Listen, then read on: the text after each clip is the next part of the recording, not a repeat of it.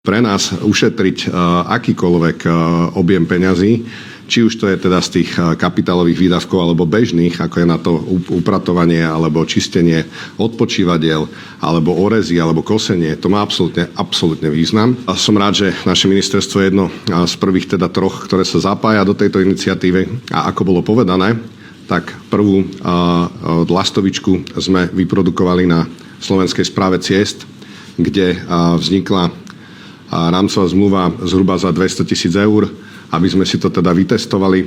Treba povedať, že práve na tejto rámcovej prvej zmluve došlo k prieskumom trhov a rôznych ponúk k ušetreniu až 30% práve na kosení.